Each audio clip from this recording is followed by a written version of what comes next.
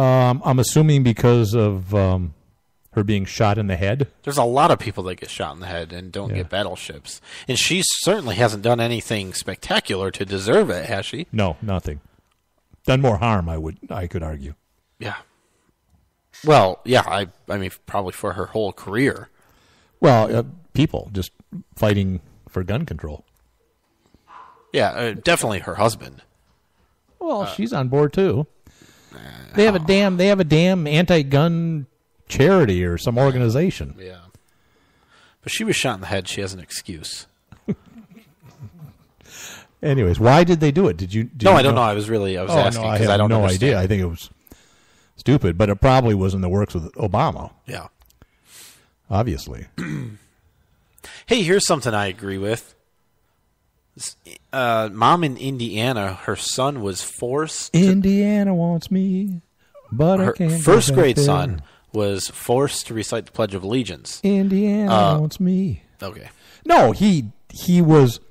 Yes, that's exactly what happened. But all right, he didn't want to say it, and then Indiana wants me. And later on, God, you're annoying. Go ahead. No, I'm not doing it. It's your story. No, it isn't. Yeah, it is. Nope. All right. Jamie Porter said her son's first grade teacher removed the boy from class when he refused to stand for the Pledge of Allegiance. The lawsuit filed on behalf of the family alleged that the boy refused to recite because he was protesting the government. A first grader. Yeah. Mm-hmm. He has every right to do that. He does, but, he's a first grader. I don't know that it was his choice, but he was doing it to protest the government of the United States as it was racist. I bet his mother is just a peach. Greedy and does not care about people. Yep. The principal was told what happened. The student was taken back to the class 20 minutes later. According to the lawsuit, later the day, however, Harris, the principal, took the boy out of class and had him practice how to recite the pledge. She told him that they were going to practice how to do the Pledge of Allegiance, and she made him recite it over and over again. Yeah. Well, that's where they made a mistake. Mm-hmm.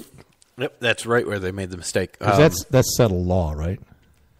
Aren't there Supreme Court cases? Well, yeah. It goes back like 50 years. Pretty sure, yeah. It is. And you can't make kids first grader or not, he absolutely has the right to not recite the Pledge of Allegiance or any other thing that they want him to recite.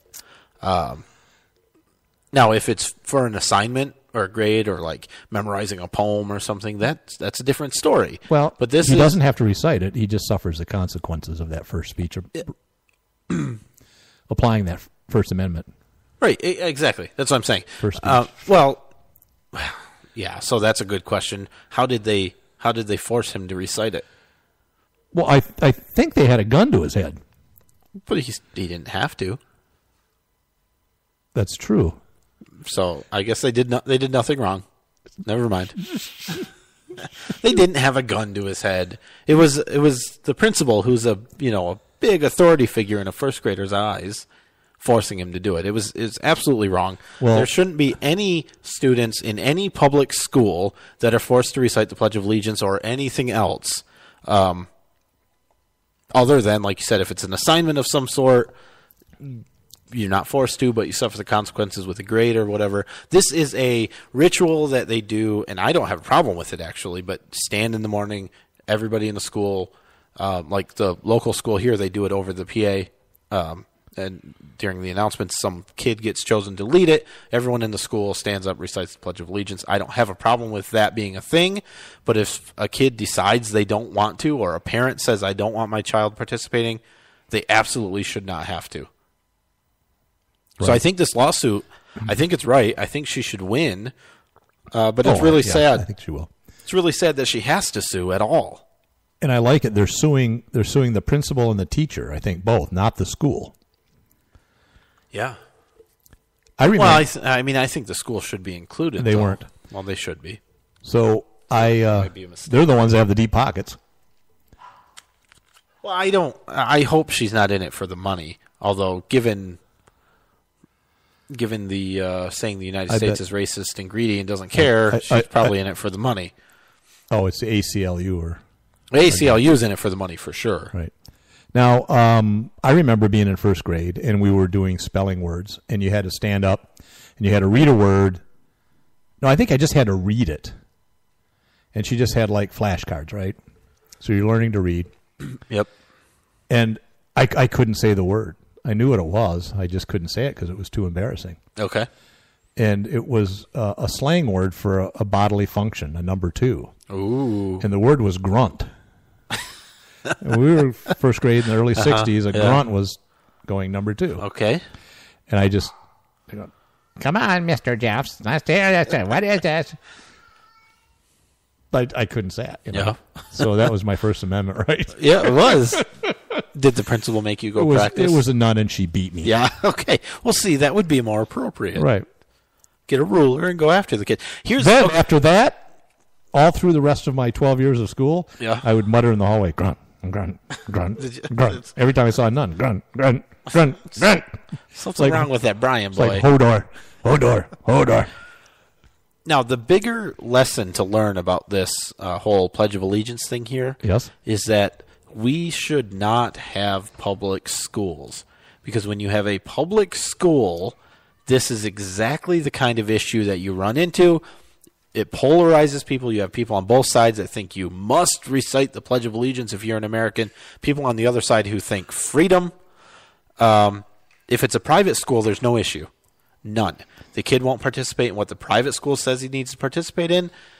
Whatever the consequences are, that's what the consequences are. This being a public school, they can't just kick him out for this sort of thing and say, no, we're not going to do business with you anymore, like a private school could.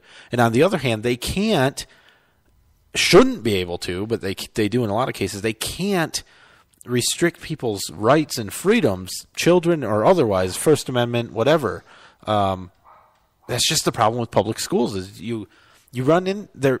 As long as everything is going smoothly and everybody agrees, they're fine, other than the wasted money and they're not effective. But as soon as something like this comes up, you see the problem with public schools. I went to a private school all 12 years. And they beat you for not saying grunt. And they damn right they did. Perfectly fine. The nuns, Perfectly fine. Look how you turned out. I'm stellar. Yeah. I'm stellar. A good Catholic. Oh, I wouldn't go that far. Mediocre Catholic? Nah. I'm a sinner. Who isn't? Yeah, who isn't? You want to do the last thing here on the Detroit police officers? Yeah, go ahead, I guess. I don't know what it is. So this was a week ago or so. Detroit police officers responded to a call that someone was hijacking a black Jeep, and it looked like they were being robbed.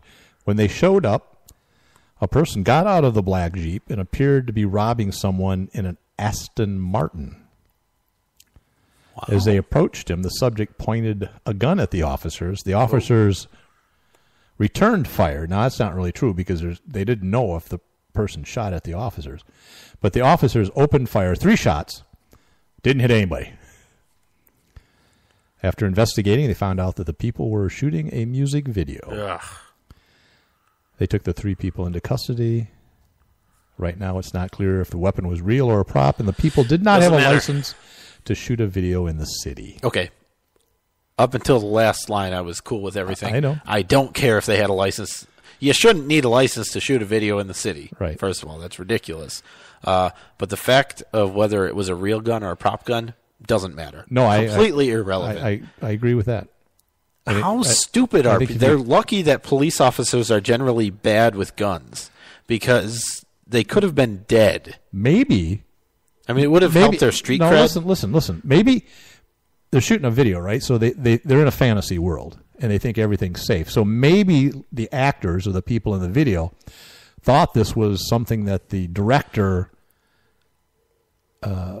formulated and had the Detroit police come up there to surprise them to get the reactions for the music video. Well, I was going to say... And they thought, well, hey, this is really cool. We got cops here, and we'll be gangsters. I was going to say... They point the gun at them, and they're like, whoa, what the hell? I was going to say, I hope they got it on video, because that's some really realistic footage for... Right. It'll be in the video. Yeah, heck yeah. So those officers are now going to be stars. They'll be famous.